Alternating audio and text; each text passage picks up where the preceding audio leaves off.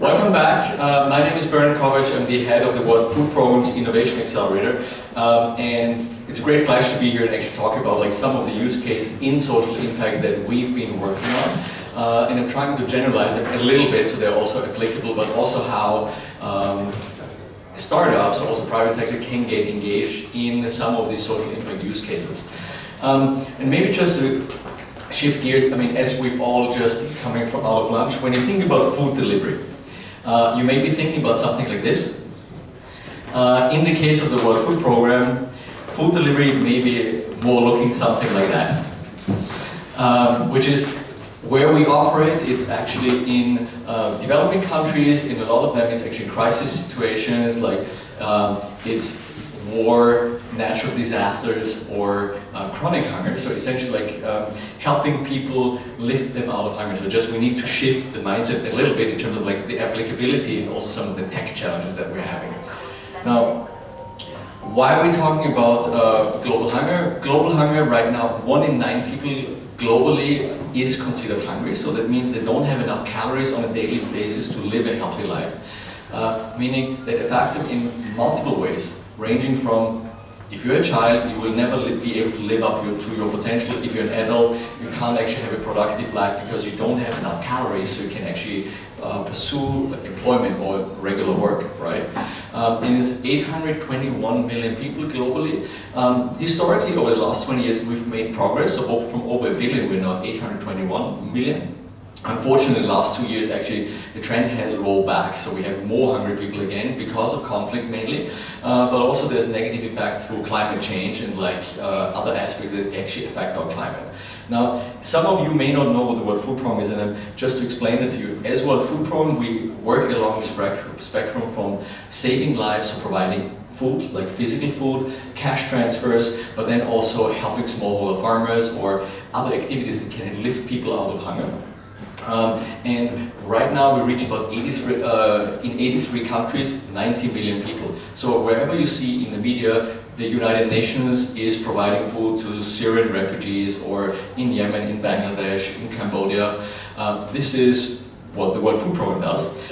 And it's really from the aspect of there's an emergency assistance aspect of it, but there's also the aspect of how can we really contribute towards the sustainable development so that people can provide for themselves. And this is where a lot of the blockchain work can also be a game changer in what we're doing right now for the future. And this is also people always say, why do you actually use blockchain? The logic comes from, if we want to tilt the curve towards zero, and the world's leaders have actually come here, we heard about sustainable development goals before. Sustainable development goal number 2 is ending hunger by 2030. If we believe, and I believe that it is possible to get there, but we need to do more. So how could we do more? More could be yes, get more cash. Second could be more innovations. 3, more people actually working on it. And the interesting piece about that is, is this a solvable problem? Yes, it is. As we see hunger going down, also the world's wealth is actually increasing. Only a small fraction of the wealth and the economic value that's being created globally, we can totally end this. We can end hunger globally right now, and also we can help people to help themselves actually lift out of hunger. And this is where a lot of the technological developments and innovations can help us. Now, I'm the head of our accelerator, and just to say, we are essentially a global accelerator program that's based in Munich in Germany. The whole World Food Program, and we are also voluntarily funded, so we depend on governments. So for instance, we have a generous contribution from the German government, the Netherlands, Luxembourg, the US government, but also foundations and corporates that work with us to actually do this. And what we're doing is we're actually running a program from a cycle of sourcing innovations, then we typically do, and we do that globally, so we're looking for innovations globally, people send applications, we also share pipeline with accelerators. We typically then organize what we call an innovation bootcamp, which is a 1-week training program in Munich in Germany. But we've also done already programs in Silicon Valley and in Tanzania, and we'll actually do this in more locations. And then our Spring program is right now where we provide up to $100,000 equity free, so it's a grant. Hands-on support from our team, and we can connect them to our colleagues in the field. So for instance, what we do is if there's a startup from the Netherlands, or from Barcelona, and there is an interesting solution that we could test. We're looking for, is there a problem, let's say, in Kenya, and that startup can solve a problem in Kenya, and so we can do the matchmaking, or help in that. And lastly, we also work on scale-up enablement, which is the last piece here. So like, the whole funnel here is, the ultimate purpose is to innovate at scale. So it's all about, not about like, we have to run a process that's really mechanical. It's about like, what do we have to do to actually get out of here? This is also why people sometimes ask, are you open for startups? Yes. Are you open for private sector solutions? Most definitely. Why? Because there's opportunities that those solutions can solve that maybe a non-profit cannot solve. And sometimes a non-profit is way better, right? And just to mention, there's also a small piece, thought leadership, frontier innovations, where we actually also explore cutting-edge business models, like future thinking in human-centered design, really rethinking some of the basic parameters of humanitarian response and development. This is also where a lot of our blockchain explorations actually fall under. And so just to say, like, for us, really, this is about an ecosystem. Also, why are we here? Why am I excited about the EU Blockchain Observatory and Forum? Like, it's getting people together. It's not about doing this in a silo. We actually have to talk to each other. We have to share with each other. It can be with private sector. It can be, with our field operation as well, food program, where we are on the ground in these 83 countries, and really getting people together. And now I want to share 3 projects today, like quickly, to give you a little bit of a hint of what we currently have been doing. And all of these 3 ideas are non-cryptocurrency use cases, right? One of them is related to cash transfers, building blocks, but it's actually not based on cryptocurrencies. Now, building blocks is cash transfers on blockchain, and like it actually ran through our accelerator program. And just to share, like, we did the first pilot in Pakistan, but then really did the proof of concept and then the implementation in Jordan. Now, let me take you to the situation that we are facing right now as an organization in Jordan. In Jordan, World Food Program is providing cash assistance to refugees, so Syrian refugees in Jordan. So it's essentially, based on international donations, we provide cash to refugees so they can actually buy food in stores. And so why do we do that? It's important, obviously, from the angle of like providing assistance, specifically in a country that houses 500,000, actually more than that, but like these 500,000 people that are being supported in Jordan right now, there's 100,000 of them that live in refugee camps and 400,000 that live in host communities. And right now it's about $13.5 million per month that's being distributed to them in cash benefits, and that they go to stores and they buy food. So that also supports the local ecosystem, the retailers, and actually like the economy of Jordan. Now, the idea was, building blocks came in and said like, okay, what do we need to do in order to make those cash transfers more efficient, more secure, more accountable, and also better collaboration among the different UN actors or NGOs. And so this is where building blocks came in. Building blocks is essentially a centralized is a ledger on blockchain. So we build it on Ethereum blockchain in this case, which allows the refugees, so they go into a store, they authenticate their transaction with an iris scan. The iris scan authenticates the transaction on the blockchain, and with that they can just purchase the food. Now, what are the results of that? And right now, we are delivering close to $3 million per month of cash transfer actually in Jordan for these 100,000 people. So right now it's probably between $70 and $80 million over the life cycle of the project already. And it's in Sartri and Ashra camps in Jordan. And like, why is this actually, why is it so interesting? In this case, we actually saved 98% of the banking fees, so it's about $40,000 per month. That was never intended. But because what we're doing is essentially this, every refugee has their virtual wallet on the blockchain, we just transfer once per week to the retailer. So that's why we save 98% of the banking fees and not all of the banking fees. It's faster, it's real time, yes, for sure. We also have, it's also more secure, for instance, so we don't have to share private beneficiary data with banks or also other financial service providers, so like it is actually staying on the blockchain or in the ID system, and it's more accountable also. So because it's real time, and because, let's say, if a refugee goes to a store and they say like, I can't pay here right now, we can now provide feedback in real time in terms of, okay, was there an error?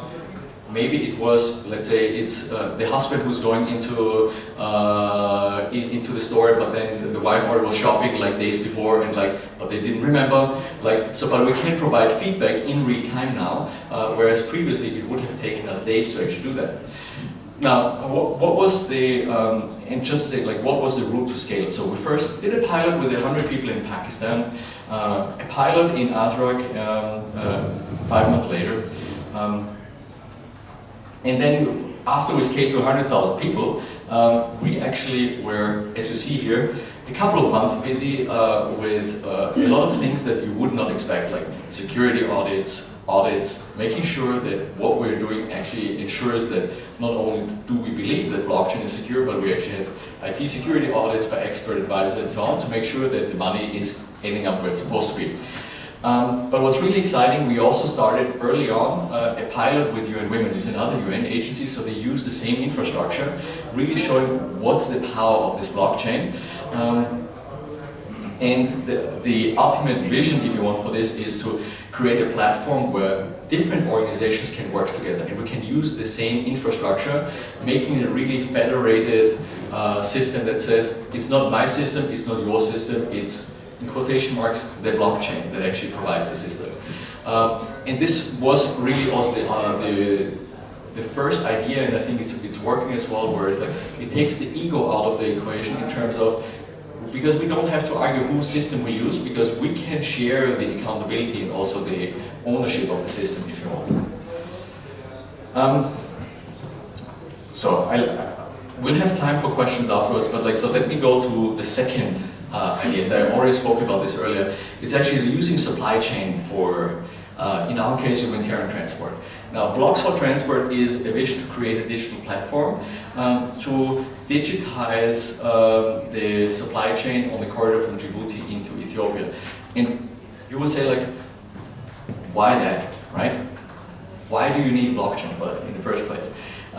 Interesting challenge, really. Right now, the journey time from Port of Djibouti into Ethiopia takes anywhere between 12 to 15 days. From a pure supply chain perspective, it should take anywhere between 3 and 5 days.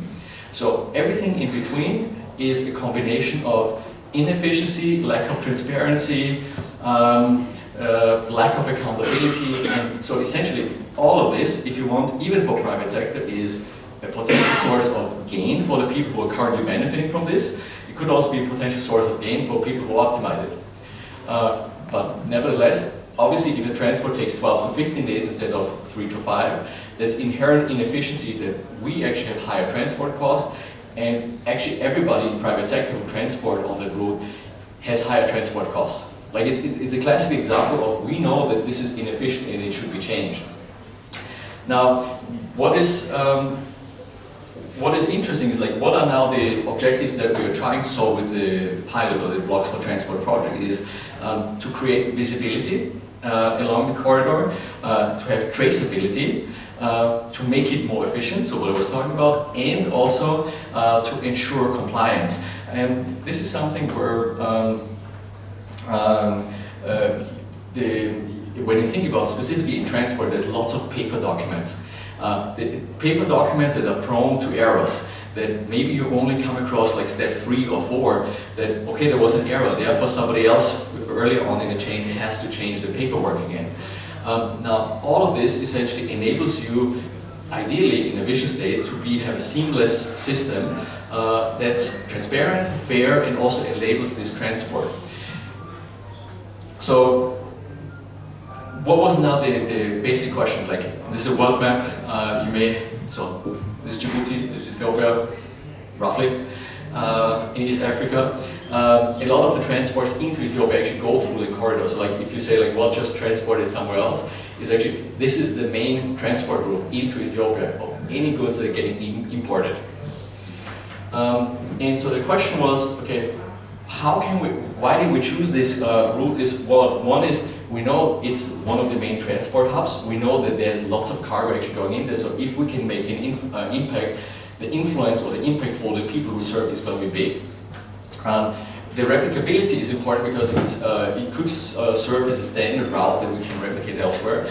And inherently it's scalable because what we do there, also private sector is on the same route. So it's not just a humanitarian, like a non-profit route, it's also any private sector company would actually do this.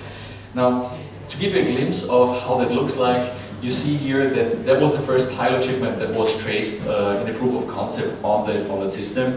Like you see the offloading in the port, you see the warehouse with like individual bags that are being marked, and like it's not what you would expect like in Western Europe maybe in some of the use cases, but funnily enough, connectivity was not an issue in this regard here. So like there is basic connectivity, it works. What was interesting is that the biggest hurdle was actually the user interface or the interaction of the people with the solution. So technology here was not the issue. It's actually about like, even after we've done deep like human-centered design, user testing, developing a user interface, and tested that solution, and we learned so much, not about the technology, but about what people do and what they value versus what they say they value, actually along the way. And right now, so where are we with this project? We have a functional MVP, which is specifically user research, onboarding of different stakeholders. Right now we have 4 internal World Food Program stakeholders, 3 external stakeholders, no, the other way around. 3 WP stakeholders, 4 external ones, which includes the port, the customs clearance agents in Djibouti and in Ethiopia. And I mean, it wasn't easy. Like it wasn't like everybody immediately said, "Hey, we just want to pilot this," because obviously you need to think through like what's your motivation, why would you do that. But so that's actually up and running right now. So the vision of this, to actually with partner support, also with collaborations, to get into a full production by 2021. And now you might say, like, why does this take so long? Now in this case, the interesting question is like the onboarding and like where you can go is potentially impactful, and at the same time we need to make sure that what we're building, the ability to create errors in this is actually not as high. So like we do have to be careful in terms of like when we onboard people that they understand this is experimental, this is a new technology. So, and it obviously has to do with things, it's not just the technology, but we also need to think about the regulations. For instance, digitizing bill of lading and shipping documents on blockchain, that's great, but then do the authorities actually accept that this is now digitized? And once that happens, this could totally fly. And with this, I'll just mention briefly the last example that I want to share is the atrium. And we heard that as well as like one of the best use cases of like distributed ledgers is actually sharing knowledge, actually open source platforms. And so what we've created together with UNICEF, so UNICEF and World Food Program innovation teams, is a platform to providing access to learning and experimentation across the UN ecosystem. Now, why have we done this? We realized that okay, what we're building, and sometimes it's even the experimental code, it may be valuable to you, it may also be valuable to others, but how do you know that others have actually experimented with it?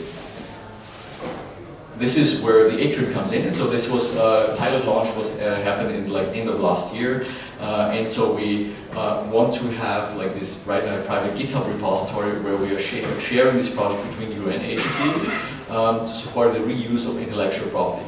Now, inherently, this is obviously the reuse of intellectual property. So if somebody in the audience is building like proprietary intellectual property that obviously can't be shared as easily, and that's fine too, if that's actually the benefit and that will actually change the world. But at the same time, in terms of like the speed of learning and being able to have more developers and more people actually participate in this, I think having this as an open platform is probably like where the vision is going to go.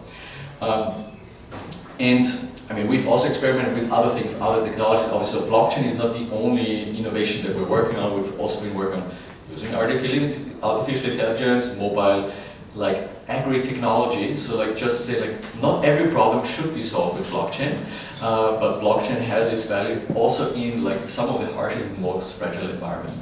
And with that, well, thank you very much, and I'm open for questions.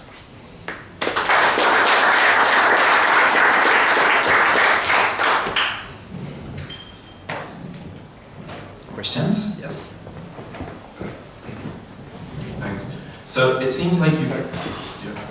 So one thing that we didn't do this morning, can you please state your name when you are asking a question? I know that people know you, but for the recording that's better. Thanks. So I'm Raphael from Alice. I was wondering what's the best way to collaborate with you, like in a really meaningful way? Because it's what we found is that working with big INGOs, it's really difficult to get any kind of, it's hard to know who to talk to, how to get things going. It seems like you're developing a lot of the stuff in-house, which is awesome, but obviously there are a lot of impact-focused startups out there that would love to collaborate with you. So what would you recommend if someone wants to work with the World Food Program? So you can reach out to me, you can reach out online, which you see here, like innovation.wfp.org. I mean, right now, every call for application, we receive like anywhere between 500 and 1,000 applications. Actually. So we do receive a lot of applications, I have to say that. And in every program, we right now have 50% like internal teams as well as external startups or NGOs. So we do work with external startups and also with companies. So like by all means, I think if you have a solution, reach out.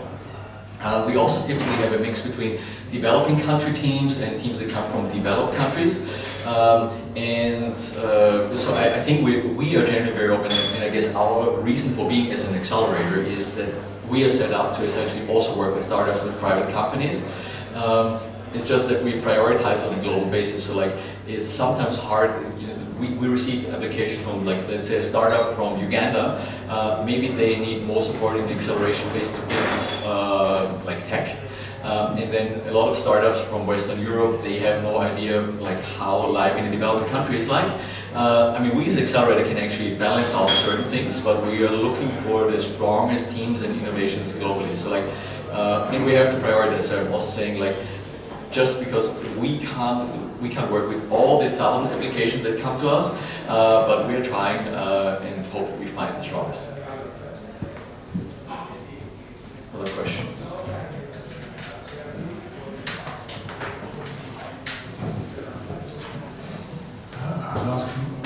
I'll ask an awkward question if you don't mind. Sure, go ahead. It's really about. And do you want to say your name? My name's David Bogle. I'm from Dave. So I've seen my question is the conflict. It's a moral question about you're clearly doing some amazing work, when you're dealing with an ethical project where, let's say, you're providing food to people who really need food, right? Mm-hmm. And these are your objectives. At a very high level, you can sometimes come into these kind of conflicts of interest, right? So one thing that the project that you described here with the Syrian refugee comes, and I think there's an ongoing or a forthcoming pilot in Pakistan taking that, I believe, but I'm not sure. So we are right now looking into expanding this, in different countries. So one thing that struck me when I first saw that project in Syria is one thing of incredible value you did generate is a large database of biometrics, iris scans from Syrian refugees, which is also used in the passport system universally as well. So I did ask some questions about whether intelligence agencies had conversations with you about that, what the rules and the engagements of giving access to or not to. I know that there are privacy, and there was a privacy pilot where you ask people these questions beforehand and so forth. Mm-hmm. But I'm particularly interested at a high level kind of strategic consideration. When you have a project which you can do a huge amount of good for a lot of people, and you need access to technology to deliver that, how much internally do you privacy and the security concerns? So I can say, so we take data privacy and protection at the core, one of our highest priorities in anything that we're doing. Now, there's even a data privacy task force that has in the World Food Programme that has senior ranking, director level participants that meet monthly to actually talk about the latest policies and also the changes that we have to do. Now, in this case, we do not share data with anybody outside. So this is where I guess it's an advantage to be a United Nations agency. So it's also from a legal standpoint, we cannot be forced to actually share data, contrary to other organizations or private sector. Now in the case in Jordan, actually the identity is actually being safeguarded by UNHCR. So it's actually UNHCR, the refugee agency, they register the refugees with an iris scan. We can have access to all the authentication data, but we don't even have the personal identifiable data of those refugees. So we know that they are registered refugees. We know certain elements that we need to know for programming, but we don't know the specific personal identifiable data like names or something. And this is, I think, where it's important. Even in the system right now, we don't have access to the personal identifiable information. That's actually also not in blockchain. So that's kind of UNHCR secure database. Now, and I think the aspect here is, yes, there's definitely, once you go into public blockchains and things like that, there's definitely a consideration that you need to have in terms of who has access to what data. I can tell you, in the current system right now, previously we would have had to share certain information beneficiary names or certain details with banks or financial service providers that with the current system we don't have to share with bank or financial service providers anymore, which means there's one less entity involved that actually has access to data. Now, that's one thing. Now, there is an obligation for safeguarding data and privacy for everybody. And the question is always also who is benefiting from what, including even from a private, the biometrics example is one where that was actually implemented before blockchain. It's just that the biometrics with the iris scan lends itself as an authentication mechanism for blockchain because it's as an authentication mechanism, it's a very interesting test case. But it's not the only way how you can do that. I mean, we've also experimented, the first pilot was with mobile phones, right?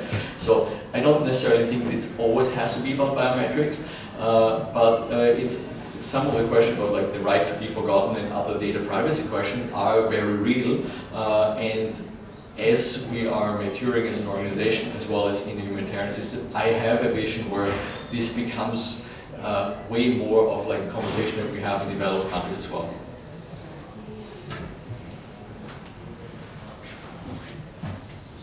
Other questions? Anybody? I do have a question. Okay. So Ludovic from Consensus. I'm applying the rule also to myself. Mm-hmm. So you have shown many examples that are very successful examples, and I have to say congratulations for these amazing results. And I can imagine that working on those projects could have been sometimes a bit hard. What would be the advice that you could give to projects that are currently starting? What are the pitfalls that they should avoid? So, and this is maybe related also to our general accelerator experiences. One is the key success factor on any of that is actually the team and making sure that you have the right people on board. Now, in this case, we had kind of a product owner, co-founder or founder who was one of our finance officers who understood that element very well, teamed up with somebody who had the business knowledge and actually an external startup that built the tech for this. So making sure that you have a strong team is probably the best or best predictor for success. So if you are a startup or if you're in the space and want to do something, I would suggest look into what are the skills that you currently have on the team. If you don't have the skills, try to find the skills. Similarly, if you have challenges, I think it's important to actually be critical about what is it that you're missing and how can you be successful. So that's one. The second thing is really applying humility and human-centered design, lean startup thinking, where it's okay, trying to test something, learn with the people that are actually users or the customers, and develop it from there and do quick iterations, like learning from that. So one of the benefits that I was talking about, like the savings that are actually efficiency gains, were not planned for. I mean, it happened, and we're happy that there are efficiency gains, but that was never in the original use case or in the project plan. And this is something where you just have to be aware that most likely the plan that you have is not surviving the first pilot. And so keep on iterating and not being like disappointed by setbacks. I think that's probably one of the best things. And then particularly when it's about some of these more systems change, or when it affects more of a supply chain, like being aware of who the stakeholders are, what motivates them, and also integrating the right stakeholders. Like in the case, both in building blocks and blocks for transport, is how do you integrate like the local communities, how do you integrate the government, so that what you're doing is actually something that they welcome, which sometimes startups try to overlook and say like, we are disrupting everything. Sometimes there's value in what's already there. Sometimes that you need to think about, like, let's say if there's a marketplace and there's like vendors, like if they are currently the market makers and if they are currently the core of the economy, the question is like, how do you integrate them or actually work with them so that they are supportive of what you're doing? And I think really this humility to actually listen to people is definitely something. And then, I mean, the last is like making sure that you at least have some either financial backers or somebody who believes in you, because no project plan will ever be delivered. Even if you think it's going to be done in 3 months, it's going to take longer. Hi, Frank from Electis. Yeah, amazing project, like really inspiring. I guess I would have two questions. The first one is, how much it costs to build something like that? What's the amount of effort that puts into it, if you can disclose at least an order. Yeah. And the second question is, I don't know, I'm just curious practically, like, so people have phones, right, to carry the e-wallet or something like that, or is energy an issue, like what happens when you run out of battery, and do people steal each other's phones? Like, I'm just curious about everything that can go wrong, which I'm sure did. But if you can share some lesson on that too. So it's interesting that you ask. So what I was saying, like typically in our accelerator program, we support teams with up to $100,000. And so like the first pilot for building blocks that actually got to the 100,000 people cost $100,000, right? And then there were expansions to this, which also involved specifically then giving cash to people, so it's not always like one-to-one matching, because if you also count that. Same for blocks for transport. The initial pilot actually cost $100,000, which is essentially what happened, which is, depending on your perspective, for Silicon Valley it's probably not enough money. For other countries it's probably actually quite sufficient to actually try something. And at least for the early stage of a pilot, I think that should be enough. Now, sorry, the second question was? Operational, I was just curious about people running out of battery or so now using your phone. So in this particular case, it's actually still, I mean, the refugees are essentially going into a store where there's a POS system, so like a cash desk where there's an iris scan mounted, and that's how they can access it. So they don't actually have the wallet now with them individually, but they can actually, they see what the balance is on the wallet. Now, if it's in different other areas, it depends on what you have to be aware of adverse effects. So, for instance, like if people already have feature phones, maybe doing a solution where they get an authentication code on their feature phone, that can actually work. If people already have smartphones, and in more and more countries where we operate, even in developed countries, people who are displaced, there will be one person per household who has already a smartphone. It might not be the latest smartphone, but like they have access to a smartphone. And I can only tell you from like an example where it's, so actually in Lebanon, Jordan and Kenya, what we've piloted is this app called Dalili, where it's kind of a Yelp for refugees, where they can up and download and do price comparisons. And so what we did is that essentially that in there's certain areas, so they will have a smartphone, but they don't have data. So what we then did is essentially they have an ability to download it as over free Wi-Fi, and that in Lebanon already has more than 100,000 users, so more than 100,000 refugees use that app. Now, obviously some of these phones will get stolen, and so like you have to actually plan for that. So everything that you're doing is has to be oriented for that. But then again, there will be a case for biometrics, because yes, I mean, like, you can steal a phone, you can steal a card, you can lose a card. You're not necessarily losing like other aspects of your biometrics. Maybe one last question, if there is any. Hi, my name is Aranza Martinez. I work for a non-profit called Utubit. And I wanted to ask you if any of the pilots or proof of concept that you've run have been done in more than one country, or it has always been like in one specific context. Now, so for building blocks, we actually the very first pilot with 100 people in Pakistan in a remote area with very limited connectivity. One of the reasons was we want to test in a kind of a rare environment where connectivity is bad. We also want to see whether the connectivity or real-time connectivity of blockchain could actually be a real hurdle or not. And turned out it wasn't. And so from Pakistan, we then actually moved with the next proof of concept to Jordan. So like this is an example, and it's actually expanding now in other countries. So we're exploring different countries to expand building blocks. Blocks for transport right now is, I guess it's Djibouti and Ethiopia, so I guess it's one country if you want. The scaling teams, the 11 ones that are shown on the slide, these are all projects that have the potential to at least improve the lives of 100,000 people and move from one country to the next.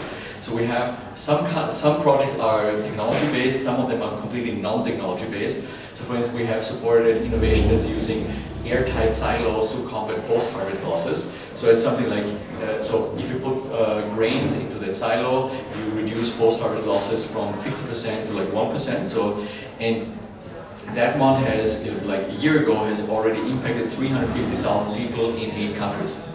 And so like there is examples, and like this is also when you ask me like, some of the blockchain examples are still, I guess, earlier stage, or maybe the growth pattern is not as quick, but the potential is definitely there. And like I think this is also why I'm personally excited, because if it's digital, if it's something that it has the potential to scale easier than if you have to integrate or create physical infrastructure in each and every location you have to go. Well, my question was more, have you found difficulties when scaling because of the difference in the context government is using?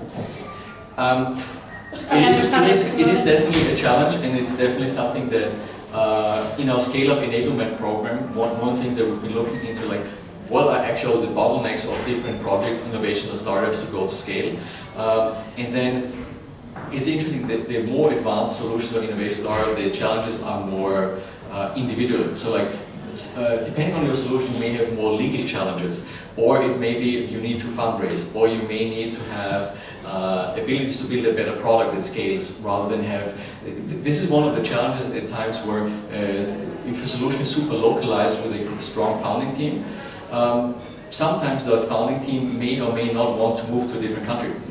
And it's an individual choice, like you can't force it. If you're a founder and you're happy in your country and this is what you want to do, like, there's nothing that you can say to say like, well, you really have to move to a different country. But there's opportunities in terms of like licensing, franchising, maybe using the open sourcing it, using platforms. There's definitely opportunities to do that. But it's still, I would say, one of the big challenges, specifically in the social impact space, especially if it's not like one of the Silicon Valley unicorns. But essentially what we're looking for is kind of what are those ideas, innovation startups that could be those social impact unicorns. Thank you.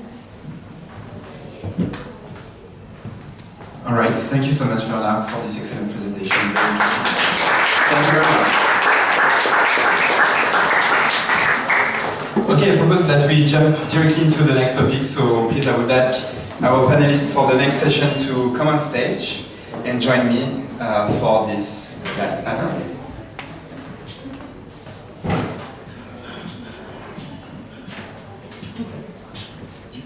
Have you stuck me? Can I leave this here? Yeah, sure.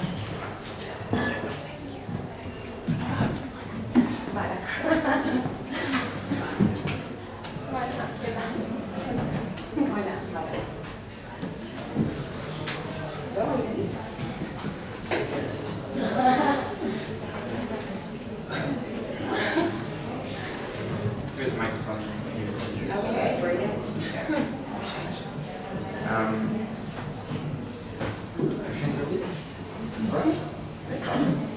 Okay, thank you very much. So we have discussed a lot of topics today. Most of them were really highlighting some of the excellent use cases that can be developed using blockchain technology.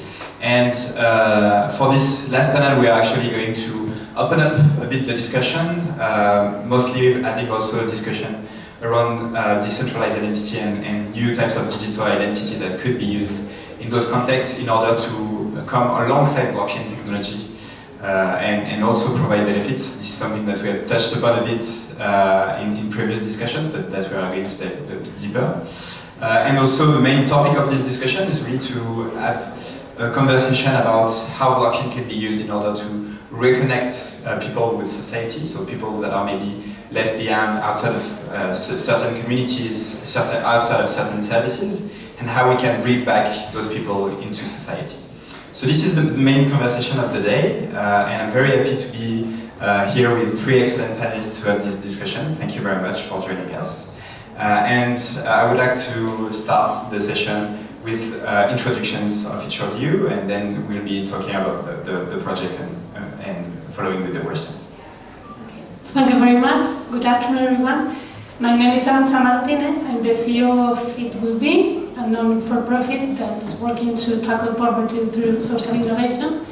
And among others, one of the, I think, most interesting projects that we have been running for the last almost 4 years now, it's, well, it has a lot to do with what the World Food Programme is doing, but the objective, the target, is street children.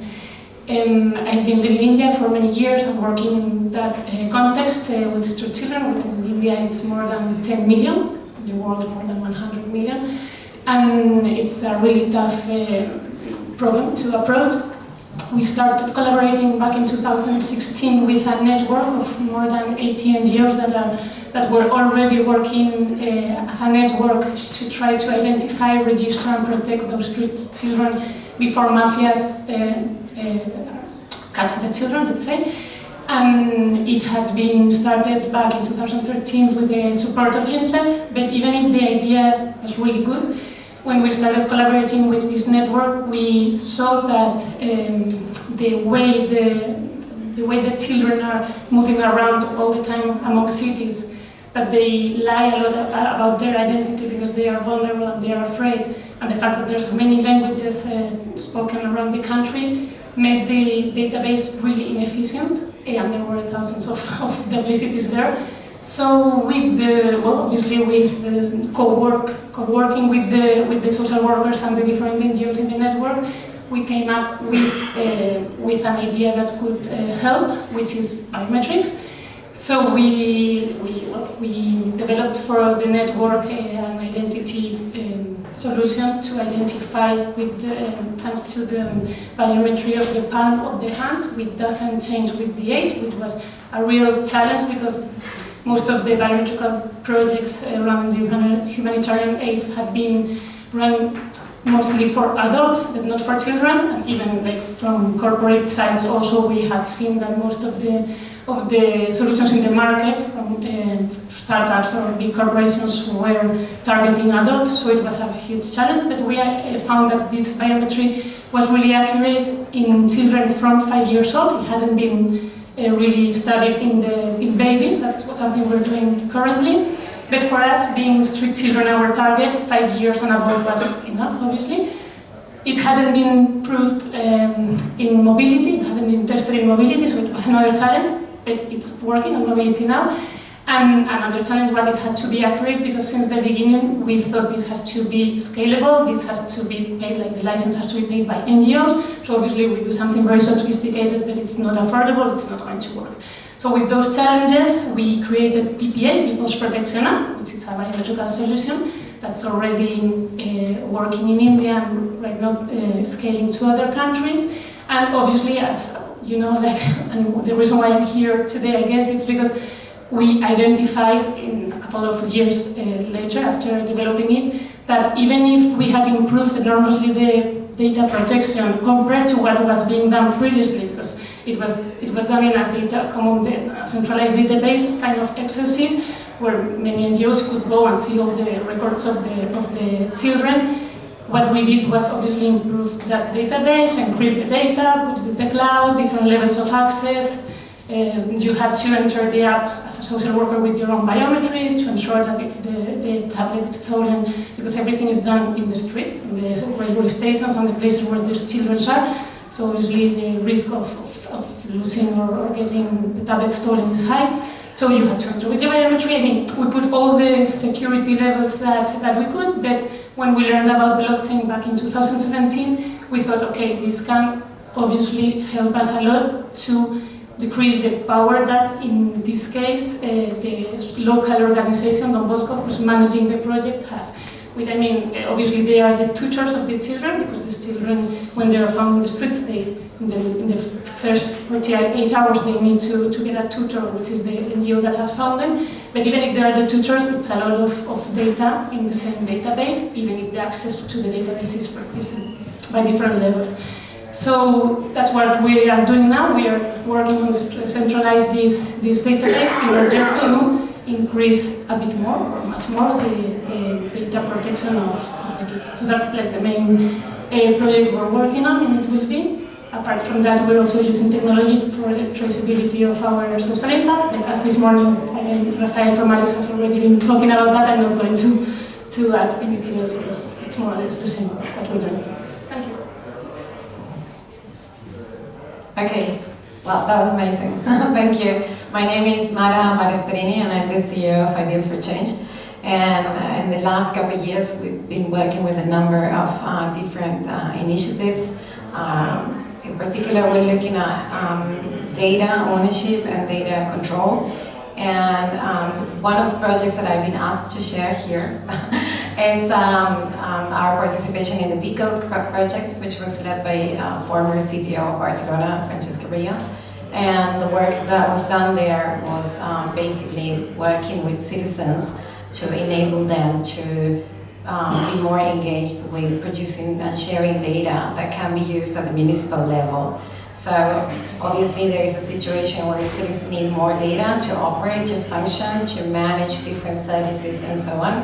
And at the same time, citizens by themselves are producing a lot of data, but there's no well-established ways in which citizens can participate in city life by producing data that can be used at a policy level. So, and if so, if it existed, what sort of architecture could be created in a way that this is not an extractive protocol, but rather a position that empowers citizens to share data on the basis that they believe are fair and align with their values. So in this pilot that we ran here in Barcelona, citizens have environmental sensors producing air quality, noise pollution, humidity, temperature, and a number of environmental variables which are useful for the city because they can provide more granularity to the existing sensor infrastructure of the city. So citizens had this at home. And for them to be able to share this data, they had the opportunity to pair their Decode identity with the sensor, which is very interesting because it's the way that we found that we could be GDPR compliant, but at the same time create this connection between a person and its agency over sensor data, right? So that me, I am the owner of this data, I can control this data, and this is what the Decode wallet was used for. And then citizens could assign licenses to the data. So this data can be shared like this and like that. And you may be asking, why would you do that? Because is there quality data or is noise data? Who cares? Well, it turns out that if you have a sensor in the balcony of your house, that data says so much about you. Imagine the sensor is sitting next to your window, you do things at night, and there is something recording the noise pattern and streaming it happily to the city. Or the same if you smoke something next to the sensor, and we have a particle matter sensor, and it's collecting that data. So it turns out that environmental data can say a lot about you, and it's somehow relates to personal data. And so this project was about understanding how such data should be shared and how we can empower citizens to use smart contracts to share that data. The other thing that I was here to share is that we have a new project that we're launching today. And it's called DLT for EU. And the idea is this is an European funded project. It's a new accelerator looking specifically at funding and accelerating DLT projects aimed for the common good in two areas, social and public. So if you're interested, I'll let you know more. Okay, so my name is Ivan Bazar. I'm CTO and co-founder of a startup called Validity. As you may guess by the name, our focus is on identity. So I've actually been working on identity for last 20 years, so a lot of time. As all you may know, digital identity is a mess from the origin. So because the internet was designed to intercommunicate computers, not people. So now it's a mess. We have hundreds of passwords, credentials, kind of things. Our data is, we don't know ever which kind of data is on the network. And in these 20 years, I've seen different attempts to solve that problem, which is still on. Most of they are failed, or they're due to what is so-called feudal identities. So at the end, if we have a Facebook identity or any other big corporation identity, so we are served with those identities. So this identity is not ours. Actually, we exchange our data for having an identity. And the funny thing is that if we lose, for instance, our Facebook account because, I don't know, we upload non-compliant photos or something like that, we lose not only our Facebook account, but all other login access where we have to click on the login with Facebook account. So actually we do not have a digital identity ourselves. So when all this blockchain story came out, it was very interesting on the point of view of digital identity, because it looks like first time we have the opportunity to solve the problem of the digital identity that is from the origin of internet. And it is not just about technology. So technology is important because blockchain has a relevant decentralized trust framework, which is very important for the digital identity. But it's also because about interoperability. So it's when this blockchain technology came out, so then happening a big ecosystem of people working to solve the problem of the identity. We try to be on the most relevant forums. There is the Decentralized Identity Foundation, the Rebooting Web of Trust. There are some local consortiums here, for instance, Austria, big ones in Alva, etc. And the good thing is now there is a competition game. So people who is competitors are trying to cooperate in order to solve the problem of the digital identity that affect us in many different ways. So we are now have developed our own technology. We have a service to allow people having a digital identity, a decentralized identity, with so-called self-sovereign identity, on an easy way. We are collaborating in different projects to deliver that to real use cases, from education to fintech, to some relevant projects ruled by the European Commission. I think it's very relevant. There are a very big project, very important project in the European Commission. It's called EPSI, which is called European Blockchain Services Infrastructure. We are part of that, of the team of that project. It's working on different topics. One topic is SIF, which is called European Self-Sovereign Identity Framework, which is building a European self-sovereign identity framework. The name is clear. The idea is enabling that the countries also support this kind of identities. I think it's very important because when this first paradigm arose, at the beginning from Europe is one a little bit strange, because here in Europe we had already an existing regulation which is called EIDAS, which is previous to all the blockchain explosion. And at the beginning the European Commission didn't think that this new paradigm of blockchain was fulfilling with this regulation, and now it looks like that all the things is aligned. So I think it's a good momentum to solve the problem of digital identity that affects to many people from developed countries like here, to India, in many different aspects. We will go later on. And I think now we're having a very good momentum because technology, interoperability, and also regulation looks like is going to be aligned to have an opportunity to solve that in a proper way, something that is not yet solved from the region of internet. Thank you very much. So I would like to jump at what you just presented. What struck me is that, so we are in front of 3 excellent projects that are all using digital identity systems, and I guess that are different or have shared elements. And so my question would be, what is different? What is the degree of interoperability that there is between those 3 projects?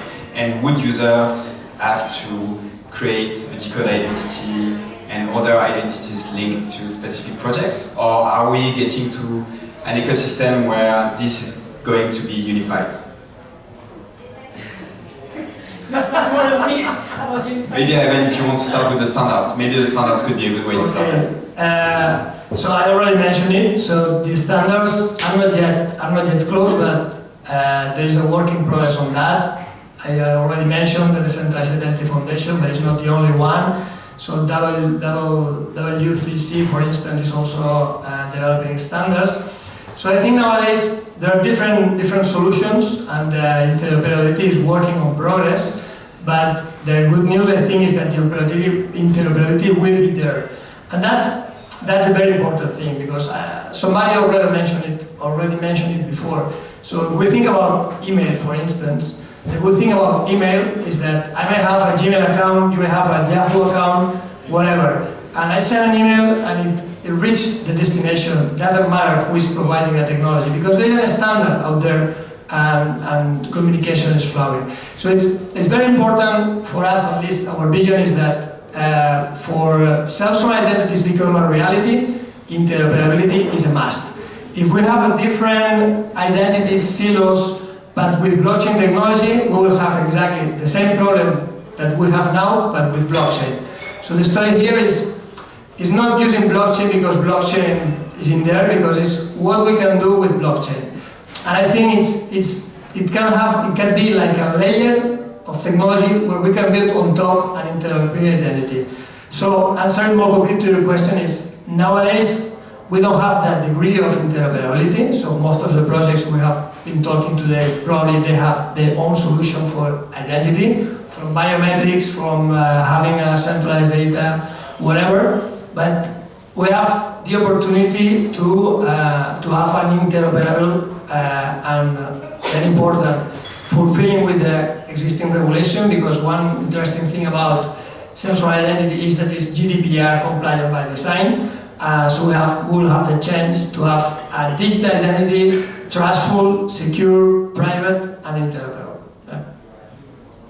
I absolutely agree. It is a mess out there. I mean, there are way too many, and I think we run the risk of not making the systems accessible, because the burden of having to create identities and so on. I know that Europe wants to have an identity that is interoperable, but right now the huge discussion is, has Europe actually lost its capacity to create standards?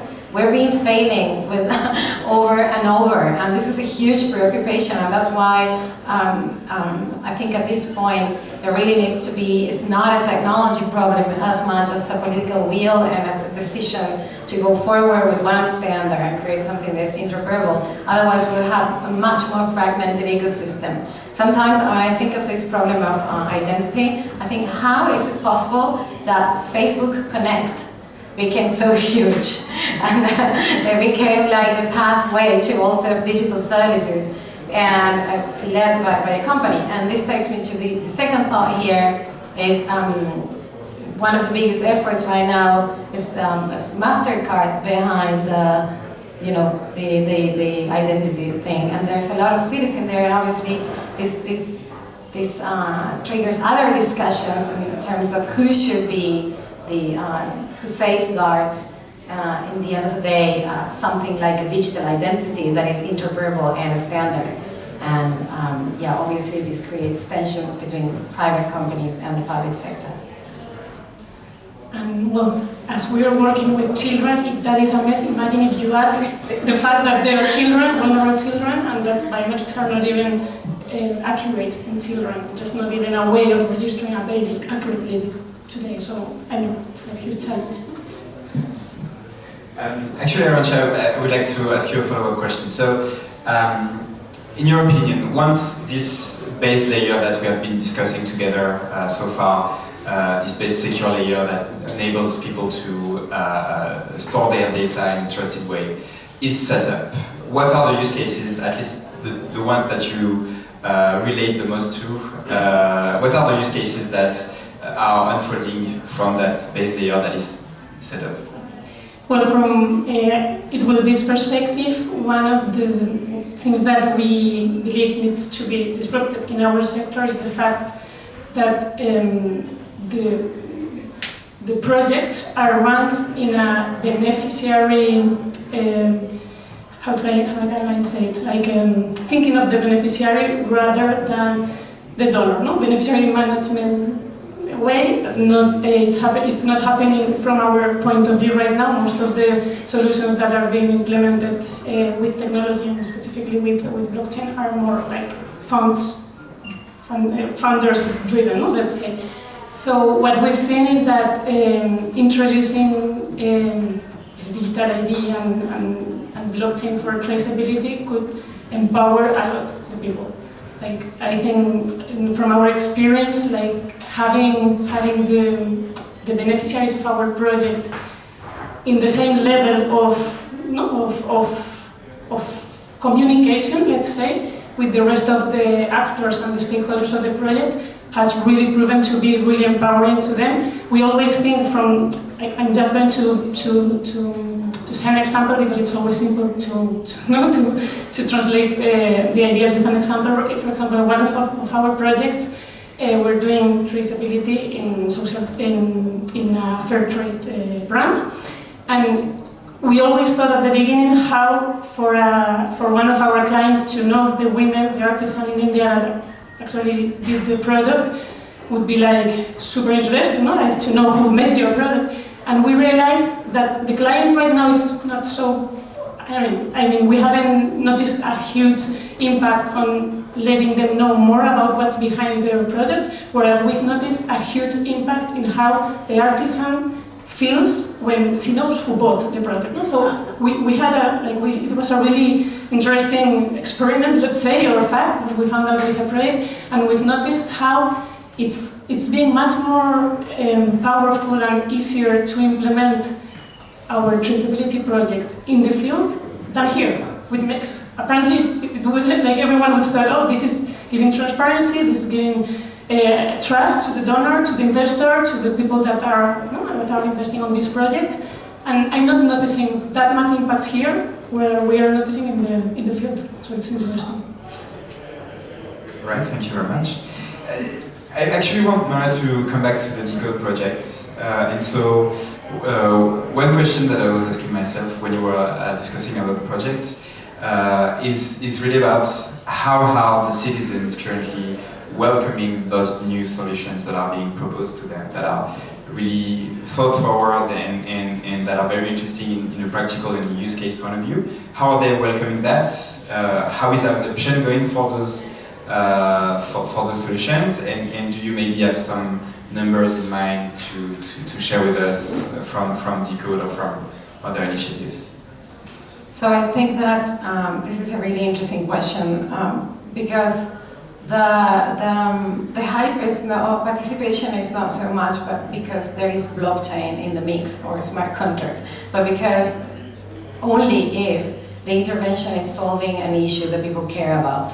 So it can be made with like any technology. I mean, when it comes to citizen involvement and citizen participation, the key thing here is citizens have several matters of concern, things that they care about, that they want solved. And they will engage because there's a promise that their participation will render positive results on the resolution of that. So either you organize a pilot that solves something specific, like, okay, we're going to measure air quality to inform better policy in this neighborhood.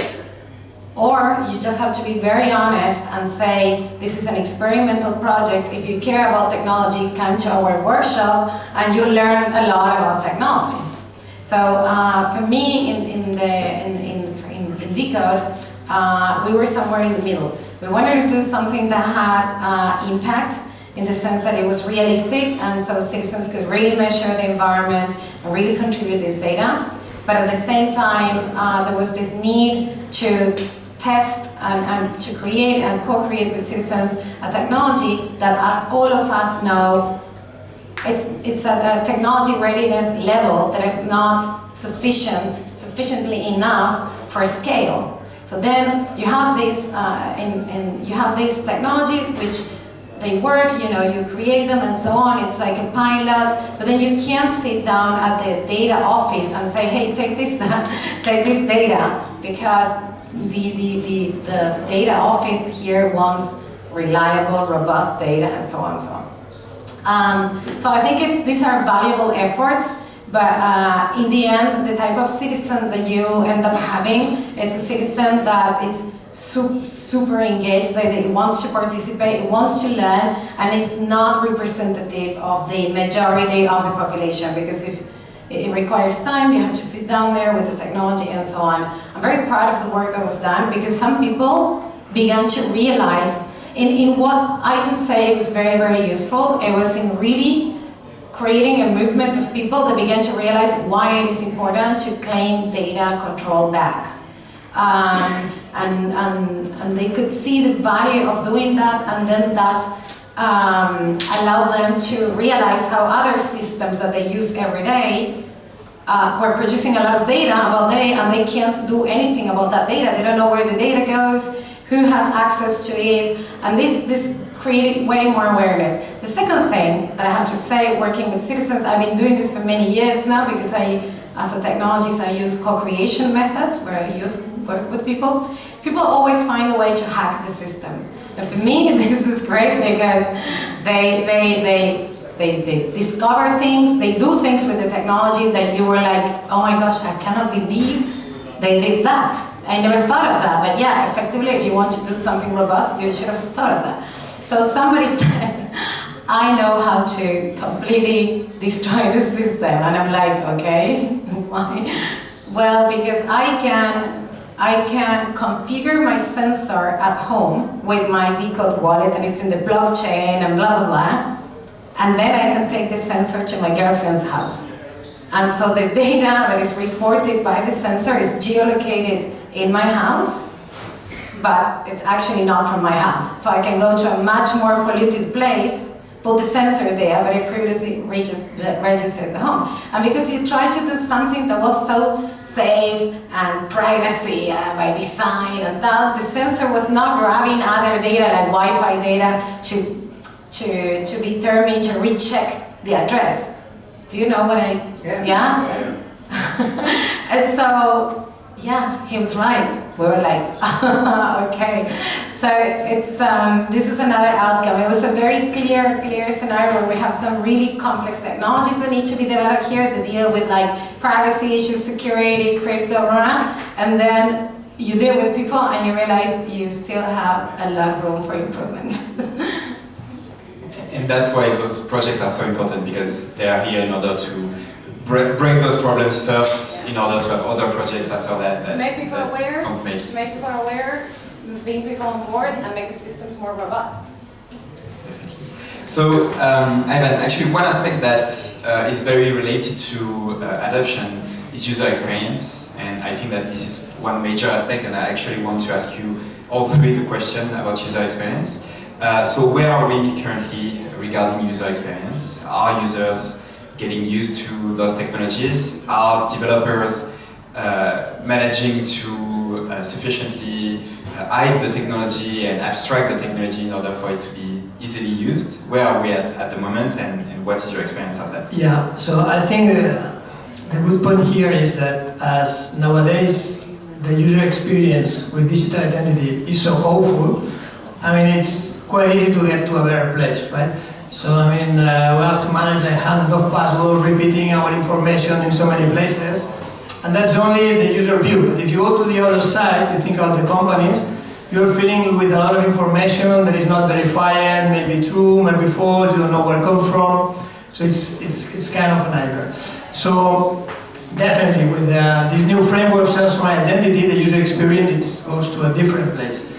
Because it's like, you have, I mean, all of us we have already mentioned, you will have, again, control of your data, right? And then you will decide which part of your data you would like to share with whom in every single moment. And that's good for your privacy, but also for your user experience, because you don't need to repeat all your information. You don't need to go to that place and to grant access to the other place to get in there. So it looks like something very, I don't know, magic, but it's the same way that we are working on our physical day. So in our physical day, we have all the information about us with us. So all our papers, or our birthday, whatever, and we bring it to the places that they request that. But when you go to the digital world, this is completely changed. So it's like we have paid like a toll for digitalizing our information, and all the information has been kidnapped, right? So last week I was on the European Blockchain Convention, and I was on a panel like that talking about healthcare data. And I was explaining that I remember that when I was a kid, all my healthcare data, the footprint when I was born, my radiographies, analytic data, whatever, my father had all that information in a cabinet at home. And actually he still has that as a collection. I mean, it's a bit strange collection, I know, right? But he's doctor, so it's like that. So I do not have that information about my kids. Right? I do not have the information. The information is in the hospital, is digital somewhere else, and I do not even know what information about my kids is around there. So it makes no sense. We are used to do that, but this change is the price we have paid for being digital. And the other price of that is interoperability. Because in some place this information is in a, I don't know, database, in this other place is another database. There is no interoperability, so you need to go to a private doctor and you need to repeat exactly the same radiography that you already had placed on the public healthcare, so it makes no sense, right? So the user experience, I think, it will be completely different, because you will have access to all your information, you will know who is access to that, and you will have it on an easy way, because you will have a wallet, you will know that. I think it's an important thing here that I think is not clear for everybody, probably here, because everybody knows about blockchain, is that this information is not normally in blockchain, right? So this information is controlled by the user, right? Because blockchain, you use that like a security layer to keep track things, but the information is not in there. And one thing that completely changes again is that there is no more identity providers like Facebook. You will have identity service providers. So you will have people that will give you services to manage your information, but not people giving to you an identity, because you have an identity just for being a human being. So you don't need nobody to give an identity to you. And I think this will come in, I don't know, in 2, 3, 4 years, because it depends on different things. But what everybody agrees is that when this adoption is coming to reality, probably will be very fast, like with social networks. So it will be something that will explode very quickly. And for that, again, it's very important interoperability. I agree with the problem of usability. It's my favorite one. I mean, like, oh my gosh, people have to really go the extra mile to design systems that are usable. And I think there are two problems here. One is that giving people, at least when it comes to controlling data and using smart contracts and assigning licenses to data and so on, you want to create a system that is a transparent system that allows people to understand very easily where the data is going, who has access to it, and so on. But at the same time, and there's like a number of human-computer interaction challenges there, and design challenges and so on. But at the same time, we have to remember that we're living in an attention economy. And we human beings are being constantly bombarded with information all the time, which means that it is quite wrong to believe that we can be making decisions all the time, conscious, informed consent decisions all the time regarding all the data sets that are produced about with our devices. My watch, the many devices that me, myself, for example, wear, and they're collecting data and producing data. And so how do we reduce cognitive overload? How do we design systems that are transparent yet calm technologies, like Weiser would say, and at the same time give humans a sense of agency or control over the technology? I have a PhD in human-computer interaction, and I have to say that this is one of the hottest topics in my field now, because we don't want to have zombies plugged to the screen all day long, deciding how to share their life and not living life. So I don't know how we're going to solve this, but I think it's a huge problem. And in our case, as I was saying before, for us, everything we do, it has to be beneficiary driven, and you have to put in the center the people, obviously.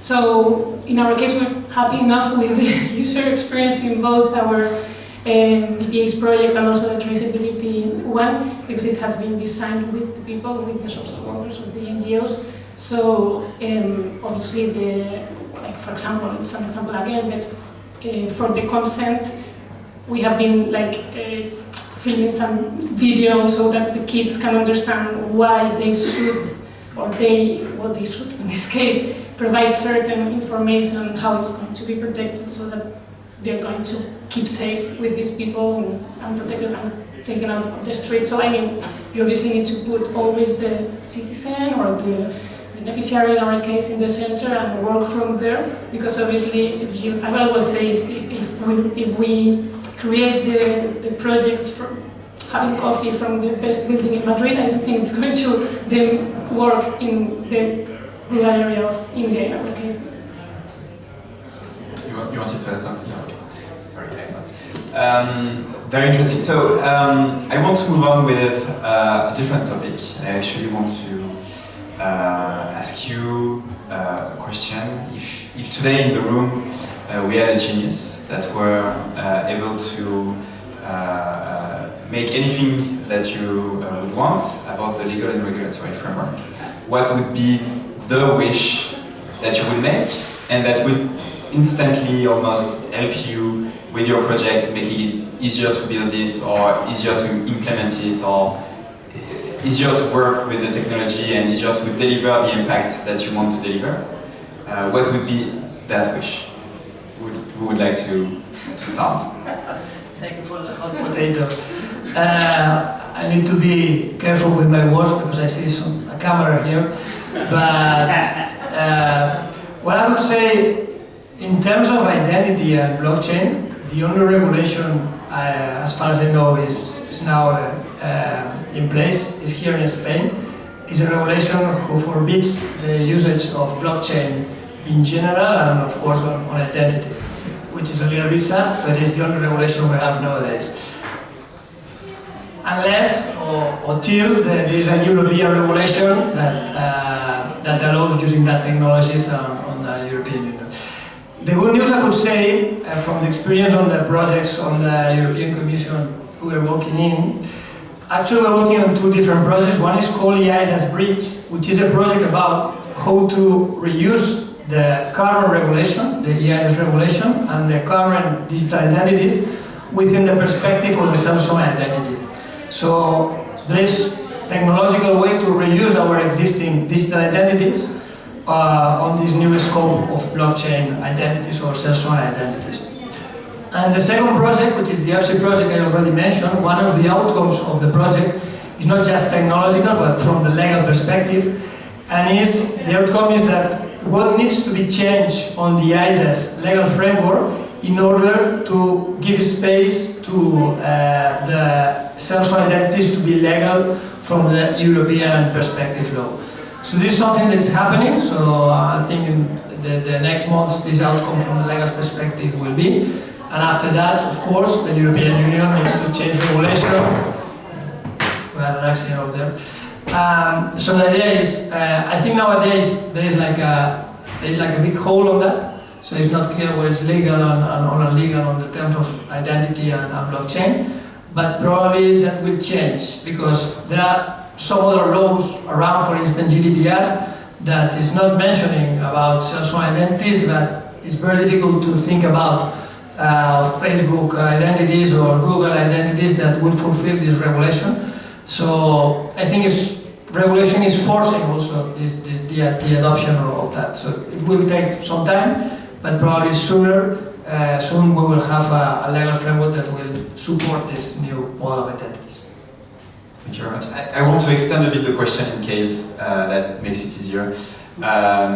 So I was talking about the legal and regulatory framework. That would also include clarifications that would be made. I think that the one on how identity is linked to GDPR and new ways such as decentralized identity is a good example. So if there are clarifications that you think would be useful and that this genius can provide instantly, that would be great, because we have people actually in the room that could work as those genius. And so yes, clarifications, or more broadly, if there is any policy that you think could be led by institutions such as member states or the European Commission, and that would really help you with your projects. Mine is a really specific one of my field, but for me, it's also, I think it's coming, and there's a lot of things that have been done already so that this wish happens, and it's to have a common philanthropy in Europe. I think that would really definitely allow all the social entities that are trying to reach the 2030 agenda to really be able to do so, because it's like for us, being based in Spain and not being able, for example, to get any sponsors, donations, investments from other countries because of this philanthropic regulation is not the best for us to really achieve our goals. So that's my wish. Very specific.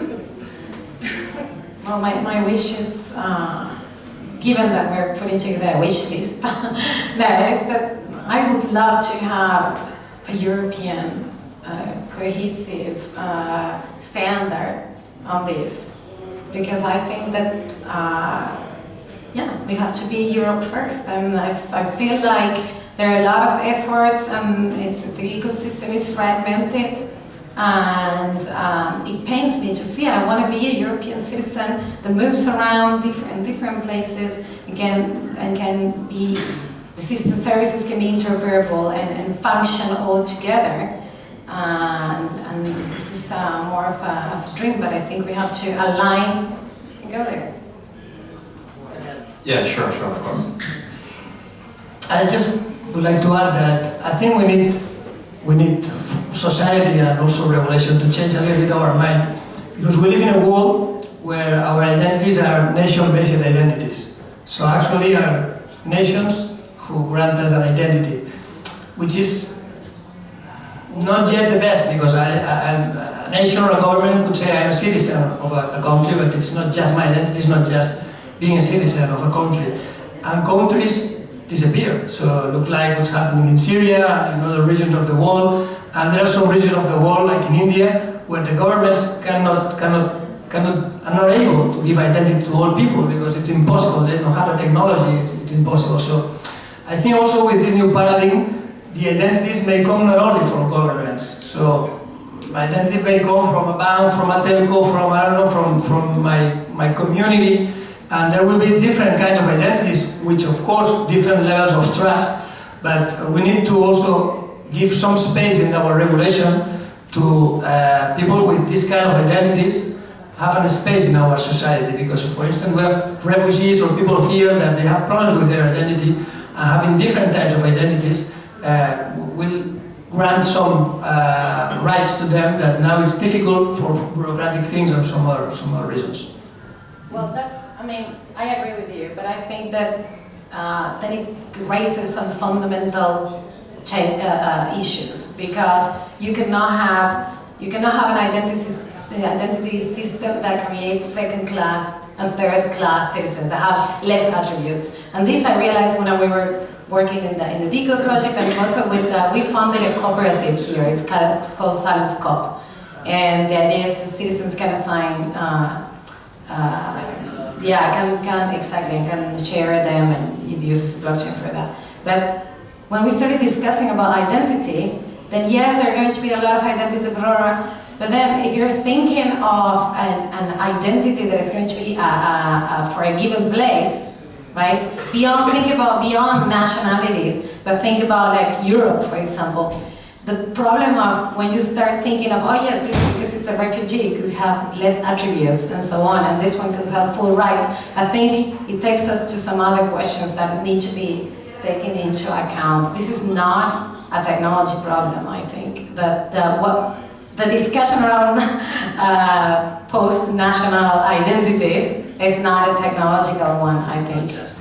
No, Thank you very much. I think it's time to open up the questions to the audience. So, yes, we do have questions in the audience. Hi, it's Rafael again from Atlas. I have a question. I know that most of the focus has been on real-world applications and how you can interact with regulation and all the rest. But I have a question about the application of ID systems in the pure blockchain space, in the pure crypto space. So working on Ethereum, for example, everybody knows that ID is a very desirable thing because it limits a lot of opportunities for gaming systems like DAOs and all this stuff. So everybody's like, the ID systems are coming. Do you have a view as ID specialists, decentralized ID specialists, as to why nobody's using them, even in a pure crypto setting? Or maybe not as much as they should? So I would say identity is a building block. So at the end, there are use cases in many verticals, and crypto is one of them. So having an identity should also give some space to have some anonymous use cases, right? So having an identity doesn't mean that you exactly need to know that what everybody is doing in every single moment. Having an identity means having the ability to prove your identity when you think that it's a requirement to do that. And proving, maybe it's enough proving that you are over 18 without disclosing your name, your nationality, or any other thing. So it's about zero knowledge proof, and these all technologies that is around. So in case of Ethereum, of course, there's many people working on decentralized identities, but again, the issue about interoperability. So it doesn't matter if there is Ethereum, it is Bitcoin, it is Hyperledger. So the story is that if we want that to work, so we need that the identities work. Doesn't matter the ledger, doesn't matter the use case. So we need to have this framework, interoperability, so we need these standards that really is a reality. I think that to answer this question, we have to look at what value comes out of decentralized identity. And it is true that people that are in the crypto ecosystem are more able to adopt tech rapidly. However, they are not going to adopt decentralized identity as long as there are no valuable credentials that are being issued and that they can use on those platforms. And examples of valuable credentials always come from institutional organizations that are able to issue those credentials, and those credentials have value that can be then used on the internet. And so as long as you don't have a governmental entity that is going to issue you credentials about your identity, as long as you won't be able to have a big tech company or a big telco company that is going to issue you this, even the crypto enthusiasts won't be using them. Wait, question? Maybe you want to... Wait, question. Two questions in the back.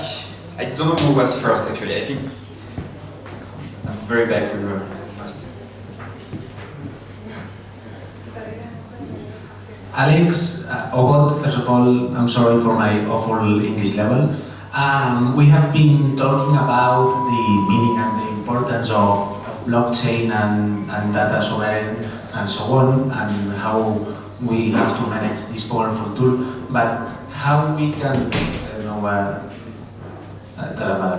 how we, or you, how we are going to translate this meaning and this importance to a local farmer in the middle of India. how you are going to say to them, hey, you need to be your own data owner.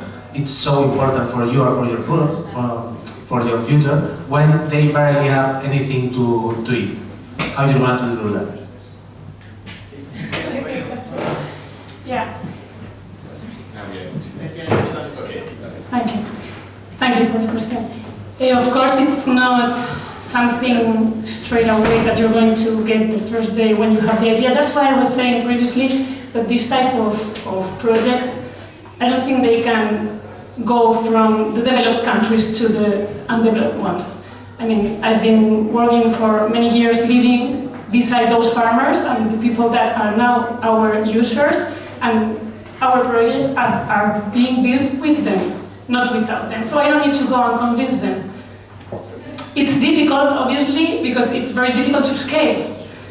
But our counterparty, the main one, the one that's with whom we started our both technological projects, it's Don Bosco organization. They're all over the world. They do their innovation labs, seminars every year in each country, and it's the director of the project in India who then goes to these seminars, talks about their results, and it's the director in Sierra Leone that then decides that they want to scale it. They build it together with Don Bosco India. So at the end, it doesn't come from me or from it will be, it comes from the ground. And I think that's the basic in humanitarian aid. Otherwise, most of the things stay as a pilot, which probably works and have good results, but not scaling possible. This is my experience, at least. I think, again, it's about solving a need, technology. I mean, today it's going to be blockchain, tomorrow might be something else. But buy-in will come from your capacity to demonstrate that you're actually solving something. And for me, we have to, for as much as we technologists like to experiment with technology, we always have to keep that focus on solving things that are necessary. Yeah, I totally agree. So just to add something, that people outside here don't care really much about blockchain, right? People care about their problems and how to solve them. And doesn't care which technology to use. So the important thing is the problem you are solving and which value you add to the people. And sometimes it's true that tech people like me, we have too much focus on how we do that and with technology, but we need to put more the focus on what really we can solve with that technology that was not possible to solve before that technology, right?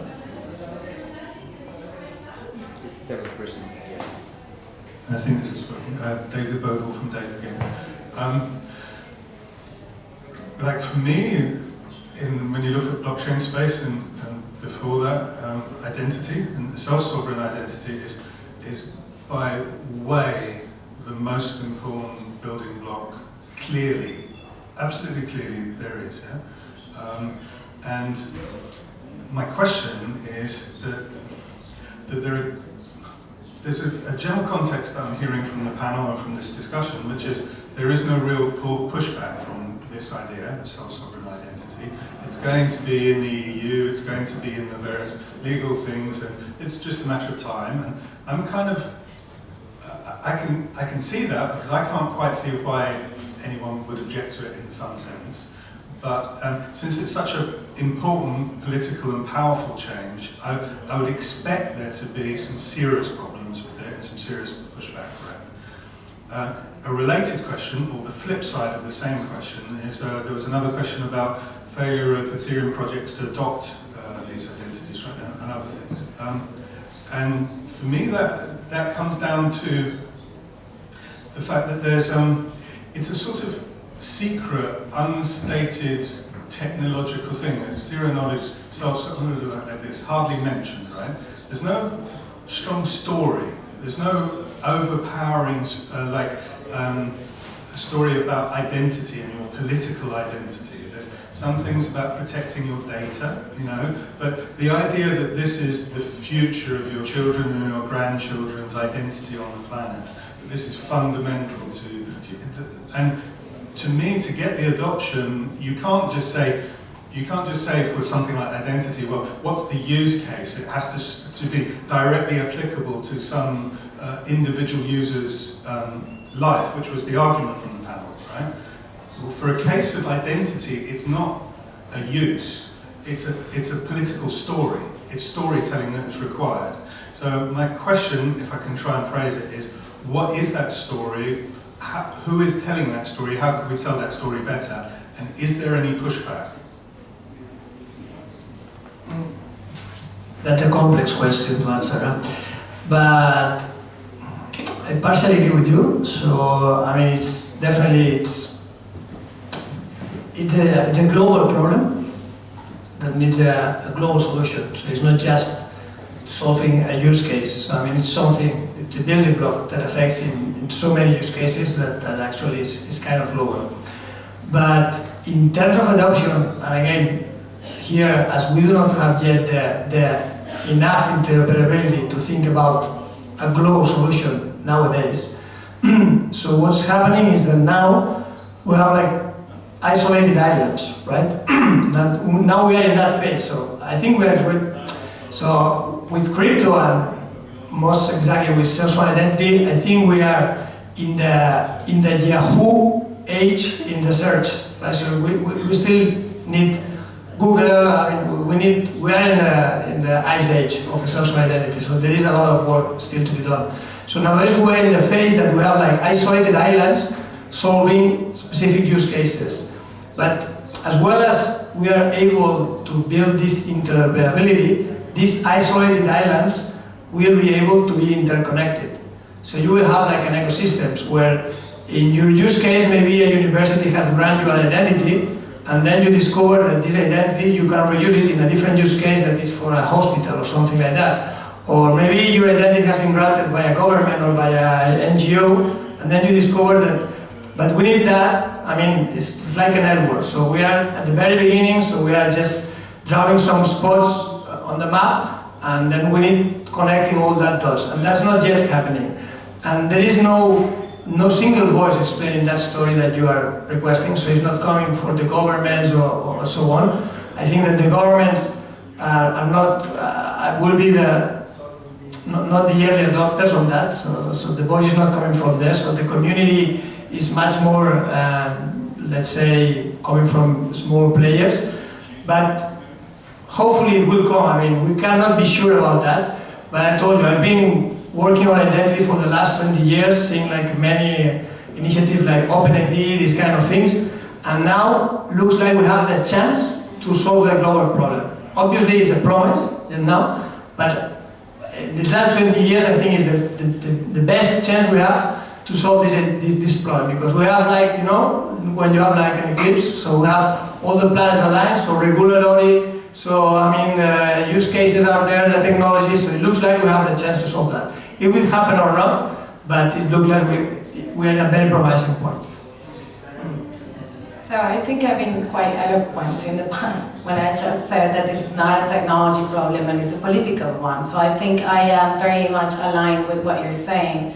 Now, my key concern here is that we are right now living a moment at a planetary level, a moment of challenges around the governance of the commons, how we reach governance agreements that go beyond the business as usual, nation state and blah blah blah. And this is a classic governance problem, and we have to rewire our societies to be able to understand the magnitude of the challenges that we're going to be facing, and definitely need to recreate a system for us to agree on things and move forward. Brexit is happening tomorrow. It's a big lesson for us that we are massively struggling to make sense of things and move collectively towards the real issues that have to be taken into account. Climate change, the governance of the things that we share together as communities and so on. Identity is a cornerstone of that. So it's not an easy one. It's a very, very challenging one. And unfortunately, I see society more and more fragmented, which equals less likeliness to achieve, to grant solutions that require compromise and commitment.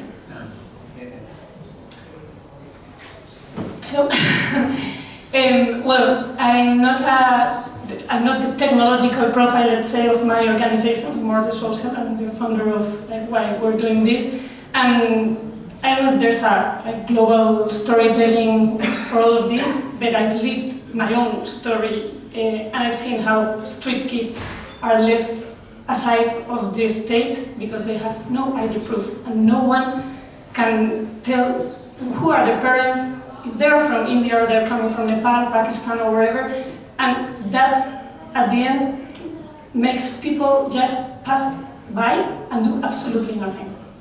So I mean, identity is the first thing you need to have a right, any of the rights. And it's a political problem, of course, probably technology will help, but I mean, there's a huge storytelling, but no one is telling it from my point of view. I think it has to be told from that way, from the really root of the identity, which is the access as a person to rights. Because right now, we don't have rights like this, like it's our paper, that's passport that we are carrying on, it's what is giving us the rights, not ourselves. So there has to be a way to improve that, whereas if it's with technology or with everything else, but I think the storytelling needs to be there, and I agree that we're telling the story from problems, that are problems obviously, but not the real problem of all of this. That's my point of view again. If I may add just one thing about that. So I completely agree with you on the fact that the current narrative around the digital and decentralized identity is broken. It is broken because it is obviously completely ineffective in transmitting what are the real benefits of decentralized identity. And when we just take a specific example, which is the one of the terminology, for a long time the term of self-sovereign identity has been praised by a lot of people in order to explain this concept and how this is going to change the life of the people. But this is really emphasizing on the ownership of the data, and it is too much related to data protection. But when we look at what people actually want, they actually don't care about data protection. They are more than happy today to give personal information to companies of big tech in order to access services. So what people actually care about are services, and I think that a better narrative would certainly be something around how decentralized identity and also blockchain technology are going to make those different services being able to connect to each other and being able to add value from each other, because you are going to be able to generate data on the platform and reuse or revalue this data on another platform. And this is actually where most benefits come from, and this is where the end users are going to see actual use cases that they want to use, because the service has never existed before and is an amazing service that they want to use and that they want to talk about to their friends and to their family and showcase to anyone. So there is probably work to do on that part also. I just want to maybe take one last question from the audience, if there is one, before we wrap up this session. Is there a last question? No, it was a different version of the same. Tom, yes. Just really quick, and not to contradict my good friend Ludovic, who, when he said before that identities are going to be coming from organizations now. Now, I'm not an identity person, but through my work, I've spent a fair amount of time in the last 5 years with members of the Identirati. And I'm very interested in this idea of alternative identities, reputation as identity, social graph as identity. You know, everything I do walking around, my phone is tracking me, that's also identity. My question is, and Mara, you're right, there's dangerous stuff involved in that. The question is more, in your opinion, how far are we away from those kind of alternative identities being at least feasible and maybe acceptable in an official context? Black Mirror identity. That makes any sense. I think you're the identity expert. So it's identity fiction, right? So I would say identity is a very broad word. So what's identity? What do you understand by identity? So it's just your name and your ID number. So it's also your healthcare data. So it's identity. I mean, it's a very global concept, and it depends also on the context. So So for instance, when you relate with your family, you have an identity. You are a father, and then you have a role, and then you exchange some kind of data. When you are at your job, so you exchange different data. So you have different identities or different profiles of your identity in your real life. Don't think about digital identity. So you need the ability to project or to share different data in different contexts. So the more data you have, the more ability you will have to have different profiles for different situations. It's also an important thing to differentiate. It's not the same identity or identification and authentication, right? So identification is something that talks about you, and authentication shows something that proves who you are. So in many cases, these examples that you are talking about, that the way you are moving or your heartbeat, these kind of things, are more in the context of authentication than identification, because it's something that, I mean, just a heartbeat rate has no information, just alone. It is useful for maybe for authentication, but not so much for identification. So, I mean, my concrete answer would be that. So the more information you will have about yourself, so the more ability you will have to share this information on different contexts. Okay, I have a little comment. I remember something. I think these are going to proliferate, and we are going. The entire platform economy is relying on reputation systems to actually run. And to me, a huge concern there is a lack of algorithmic transparency. And let me explain this. I was a couple of years ago in San Francisco, and I went out for drinks with some friends, and then I felt like I realized I had to go back to bed because I had to take a plane very early. So everybody stays there in the mission, and I walk a couple blocks, and I'm going to call an Uber. And then I see there are a lot of Ubers. I see them in the screen of my phone, and yet nobody's picking me up. So I come back to the bar, and I say this to my friends, and they're like, oh, you probably have a really low score. And I'm like, what? Well, it turns out, yes, I have a really low score. I have no idea why. I have no chance to know what happened, what have I said. I mean, I do have a personality, you probably know it is, but what could I possibly have said to the taxi driver that infuriated him to the point that he gave me 1 star and destroyed my possibility of getting a cab in San Francisco? So apart from the joke, I have to say, imagine if you extrapolate this to any much more hardcore identity system, where one day you go to vote and they say, no, you know what, you can't vote. It's my right. I'm a citizen. Oh, you must have done something. So this is a case, you know, an extreme example, but I think that sometimes services are doing things that have an impact in society, have meaning, they change things. And if we're going to probably have more and more of these reputation-based identity systems, we definitely need to push for some form of algorithmic transparency that gives me the possibility to appeal or to at least know what is it that changes my reputation or not. The score, go ahead. The only thing I cannot hear is that, from my point of view, I guess it's going to take time also to switch to digital identity, because there's many people that are still not digital. So I mean, there has to be kind of time for it to happen, and in the meantime, I guess there will be lots of people with digital identity and many others that probably will only have the physical one, I guess. Not the expert. All right, thank you so much to our panelists for this excellent discussion. Please join me in a round of applause.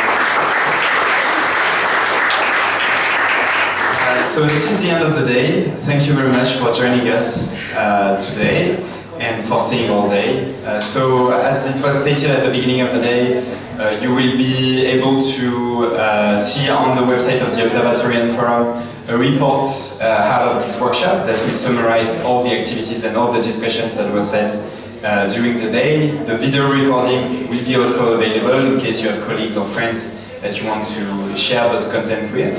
And again, thank you very much for your questions, your participations during the workshop, and wishing you all the best for those who come back out of Barcelona.